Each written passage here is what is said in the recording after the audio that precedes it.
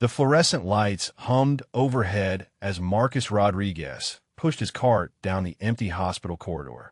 3 in the morning was his favorite time to work. The chaos of the day had settled into a peaceful quiet, broken only by the soft beeping of monitors and the whisper of his mop against the polished floors. He paused outside room 314, noticing the slight tremor in the patient's hand as she slept. Her breathing seemed shallow, irregular. Marcus had seen that pattern before, years ago when medicine was his world instead of maintenance. Before everything changed. Before Sarah needed him to be just a father who could provide steady work and health insurance. Hey there, watching from around the country, Marcus whispered to himself with a slight smile, mimicking the YouTube videos his 80-year-old daughter loved. Before we dive into this story, drop a comment and let us know what state you are from. Maybe you have medical workers like Marcus in your hospitals too. Mr. Rodriguez, came a sharp voice behind him. Supervisor Janet Walsh stood with her arms crossed, her disapproval evident even in the dim hallway lighting. The patient rooms are not your concern. You are here to clean, nothing more. Move along. Marcus nodded respectfully and continued down the hall, but his mind lingered on the patient's symptoms. The way her fingers had curled slightly, the particular rhythm of her breathing. These details meant something, whispered of complications the night staff might miss until morning rounds. By 6 a.m., he was home in their small apartment, making breakfast for Sarah. She sat at their tiny kitchen table, homework spread around her cereal bowl, dark hair falling across her face as she concentrated on math problems. "How was work, Daddy?" she asked without looking up, pencil tapping against her lip in the same thoughtful gesture he remembered making during medical school. "Just cleaning, Mija. Nothing exciting," he replied, though his thoughts kept returning to room 314. He wondered if the patient was awake yet, if someone had noticed the signs he had seen. Sarah looked up then, her brown eyes serious beyond her 8 years. "You always look sad after work. Do you miss being a doctor?" The question hit him like a physical blow. He had tried so hard to shield her from his regrets, from the weight of his choices. Sometimes, he admitted quietly, "But I like taking care of you more." She smiled then, gap-toothed and radiant. "Maybe someday, you can do both again." Marcus kissed the top of her head, tasting hope and heartbreak in equal measure. "Maybe someday," he whispered, knowing that someday felt impossibly far away. That evening, Marcus returned to St. Mary's Hospital for another night shift. The familiar smell of antiseptic and floor wax greeted him as he clocked in. Supervisor Walsh was waiting by the supply closet, her clipboard held like a weapon. "Rodriguez, tonight you will focus on the executive wing. We have a VIP patient arriving tomorrow for a routine procedure. Everything must be spotless," she announced, her tone suggesting she doubted his ability to meet her standards. As Marcus worked his way through the pristine executive wing, he couldn't help but notice the stark differences. Here, the rooms were larger, the equipment newer, the silence more profound. Money bought comfort, but it couldn't buy immunity from the fragility of human flesh. Near midnight, he was polishing the marble floors when he overheard 2 nurses discussing the morning schedule. "The CEO of Meridian Industries is having gallbladder surgery. Dr. Harrison will handle it personally," one nurse said to another as they passed. "Simple procedure. He should be out by noon," the other replied. Marcus paused in his work. Gallbladder surgery was indeed routine, but something nagged at him. He had learned to trust those instincts once, before pride and tragedy had stripped away his right to use them. Now he was just a janitor who noticed too much and said too little. The next morning, Marcus watched from the hallway as the CEO arrived. Thomas Blackwell was younger than expected, perhaps 45, with graying temples and the confident stride of a man accustomed to control. He wore an expensive suit that probably cost more than Marcus earned in 3 months. Blackwell's assistant, a sharp-eyed woman with a tablet, fired off instructions to the medical staff. "Mr. Blackwell has meetings scheduled for this afternoon. The procedure needs to be completed by 11, she declared with the authority of someone who believed money could bend time itself. Dr. Harrison nodded patiently. "We will take excellent care of him, I assure you." Marcus continued mopping nearby, invisible as always. But as Blackwell passed, Marcus noticed something that made his breath catch. The slight yellow tinge to the man's scara, barely visible but unmistakable to trained eyes. The way he favored his right side when he thought no one was watching. These were not the signs of simple gallbladder inflammation. Marcus had seen this constellation of symptoms before, and it meant something far more serious than anyone suspected. He gripped his mop handle tighter, fighting the urge to speak. What could a janitor possibly tell a renowned surgeon? But the knowledge burned inside him like acid. By 10 a.m., the executive wing buzzed with pre-surgical activity. Marcus found himself cleaning the same stretch of hallway repeatedly, unable to leave despite having no legitimate reason to stay. Through the open doorway of the preparation room, he could see Blackwell on the gurney, joking with the nurses about stock prices and quarterly reports. But Marcus saw what others missed. The CEO's breathing was slightly labored. His skin had a subtle grayish pallor beneath his tan, and when he shifted position, there was a barely perceptible wince that suggested pain radiating beyond the gallbladder region. "Rodriguez, what are you doing here?" Supervisor Walsh materialized beside him like a storm cloud. "You finished this area an hour ago. Just making sure everything is perfect for the VIP, ma'am," Marcus replied, his voice steady despite his racing heart. "Your job is to clean, not to loiter. The medical staff does not need a janitor hovering around during procedures. Go clean the cafeteria." Marcus nodded and began to move his cart, but his eyes remained fixed on Blackwell. Every instinct screamed that this man needed more than gallbladder surgery. The symptoms painted a picture of something systemic, something that could turn a routine procedure into a catastrophe if left unaddressed. "I was thinking about my dad," Emma said finally, her voice so quiet Marcus had to lean closer to hear her. "He used to say that birthdays were for making wishes, but I don't know what to wish for anymore." She gestured toward her legs with a bitter expression that seemed far too mature for her age. "I already know what I want, but wishes don't work for things like this." Marcus felt his chest tighten. He recognized that look, that particular combination of hope and resignation that came with accepting limitations others couldn't understand. He had seen it in his own mirror during the long months of physical therapy after the accident. "You know," he said carefully, "sometimes the best wishes aren't about changing what already happened. Sometimes they're about finding new kinds of magic you didn't know existed." He paused, watching her face. "What did you and your dad like to do together?"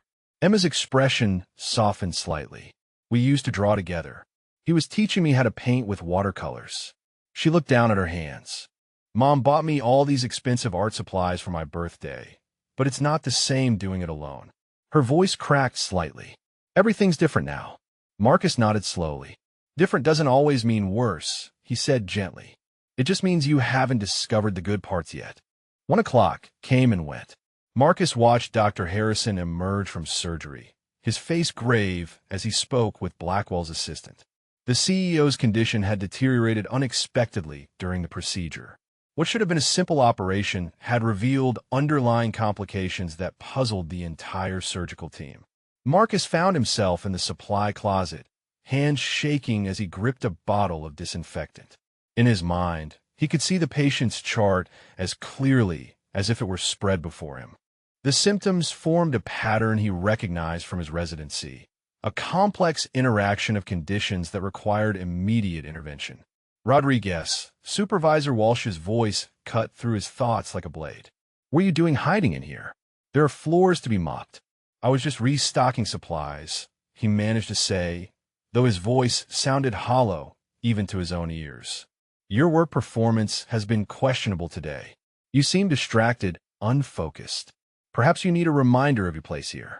Marcus nodded silently, but inside, a war raged between self-preservation and medical ethics. Every minute that passed was a minute closer to irreversible damage for the patient upstairs. His daughter's face flashed in his mind, reminding him of everything he stood to lose if he revealed himself. Yet another face haunted him too, that of Thomas Blackwell, fighting for his life while crucial information remained locked in a janitor's mind. By 2 o'clock, the hospital's atmosphere had shifted palpably. Marcus overheard urgent conversations between doctors huddled in corners, their voices tight with concern. Blackwell's condition was worsening despite their efforts. The surgical team had consulted specialists, run additional tests, but the underlying cause of his complications remained elusive. Marcus positioned himself near the nurse's station, ostensibly organizing his cleaning supplies while straining to hear fragments of medical discussion. His liver enzymes are spiking, one doctor said to another, but we cannot determine why. The gallbladder removal went smoothly, but something else is going on.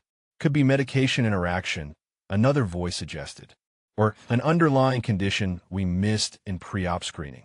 Marcus gripped his mop handle until his knuckles went white. He knew exactly what they were missing. The symptoms he had observed pointed to a rare but treatable condition that mimicked simple gallbladder inflammation. Without proper intervention, Blackwell would continue to deteriorate. A code blue announcement echoed through the hospital corridors. Room 318. The executive suite. Marcus felt his world tilt as he realized that Thomas Blackwell's life was slipping away, while the knowledge that could save him remained trapped behind the invisible walls of social hierarchy and professional shame. Marcus abandoned his cart and ran toward room 318, his heart pounding against his ribs. Medical personnel flooded the hallway, their faces etched with urgency. Through the doorway, he could see Blackwell's pale form surrounded by machines and monitors displaying alarming readings. Dr. Harrison barked orders while nurses administered medications, but Marcus could see the confusion in their movements. They were treating symptoms without addressing the root cause, like trying to stop a flood by mopping up water. Stand back. Rodriguez, Supervisor Walsh appeared at his shoulder, her voice sharp. You have no business here. But Marcus barely heard her. His eyes were locked on the cardiac monitor, showing irregular rhythms. The ventilator working harder than it should, the subtle tremor in Blackwell's extremities that spoke of systemic toxicity. All the pieces of a puzzle he had solved hours ago, but had been too afraid to voice. Hepatorenal syndrome, he whispered, the words escaping before he could stop them. What did you say? Dr. Harrison turned from the bedside, sweat beading on his forehead. Marcus felt every eye in the room focus on him. Supervisor Walsh's face went white with fury. The moment stretched like an eternity as he stood at the threshold between his hidden past and an uncertain future, with a man's life hanging in the balance. The sound of footsteps echoing across the marble floor interrupted their conversation. Marcus looked up to see a man in an expensive suit striding toward them, with obvious irritation written across his face. His polished shoes clicked sharply with each step, and his perfectly styled hair suggested he spent more on grooming than Marcus made in a month. "Excuse me," the man called out, his voice carrying the authority of someone accustomed to being obeyed. "What exactly do you think you're doing?" Marcus rose slowly from his seated position, automatically reaching for his cleaning cart. "I'm sorry, sir. I was just finishing up the ballroom cleanup and noticed the young lady was still here." His tone remained respectful despite the man's obvious hostility. Brad Morrison, according to his gold nameplate, was the venue's event coordinator. His eyes swept over Marcus's maintenance uniform with undisguised disdain. "Well, you can stop bothering Ms. Rodriguez now and get back to your actual job. This area needs to be cleared and reset for tomorrow's corporate event." Emma's face flushed with embarrassment. "He wasn't bothering me," she said quietly, but her voice lacked the confidence to carry any real authority. Brad barely glanced at her. Nevertheless, maintenance staff are not supposed to interact with guests. He turned back to Marcus with a dismissive wave. "Move along." Dr. Harrison stared at Marcus for a long moment, then turned to his team. "Implement those recommendations immediately. Start the dialysis and get me albumin, stat." "Doctor, you cannot be serious," Supervisor Walsh protested. "This man cleans floors for a living." Marcus stepped forward, his voice steady despite his racing heart. "Dr. Marcus Rodriguez, Johns Hopkins Medical School, class of 2008. Internal medicine residency at Massachusetts General. I lost my medical license 3 years ago after a malpractice suit following my wife's death. I became too consumed with grief to practice safely. The medical team moved with renewed purpose around Blackwell's bedside, implementing Marcus's treatment plan. Within minutes, the monitors showed improvement. His blood pressure stabilized, his cardiac rhythm smoothed, and his oxygen saturation began climbing toward normal ranges. Dr. Harrison looked between the improving patient and Marcus with growing amazement. Your diagnosis was correct. How did you spot hepatorenal syndrome when our entire team missed it? I saw the early signs yesterday during my shift. The jaundice, the breathing pattern, the way he favored his right side. I have been watching him deteriorate while knowing exactly what was wrong, Marcus admitted, his voice heavy with the weight of those silent hours. As Blackwell's vital signs continued to improve, the room filled with a different kind of tension, the electric charge of witnessing something extraordinary. 3 days later, Thomas Blackwell sat up in his hospital bed, color returned to his cheeks, and strength flowing back into his voice. Marcus entered the room quietly, still wearing his janitor's uniform, uncertain of his reception. Dr. Rodriguez, Blackwell said, his voice warm with gratitude. I understand I owe you my life. Marcus shifted uncomfortably. I just did what anyone with medical training would have done. Blackwell smiled. But you were the only one who did it. Despite having every reason to stay silent, you chose to speak up and save a stranger. He reached for a folder on his bedside table. I have made some calls. There is a rehabilitation program for physicians seeking to restore their licenses. I would like to fund your participation. Additionally, when you're ready to practice again, Meridian Industries could use a chief medical officer. Marcus felt tears sting his eyes as he thought of Sarah, of second chances, of redemption he had never dared to hope for. If this story of courage and second chances touched your heart, please drop a comment and let us know your favorite part, or if you have witnessed hidden talents in someone you know. Sometimes the most extraordinary people are hiding in plain sight, waiting for the moment when their gifts are needed most. Thank you for joining us on this journey.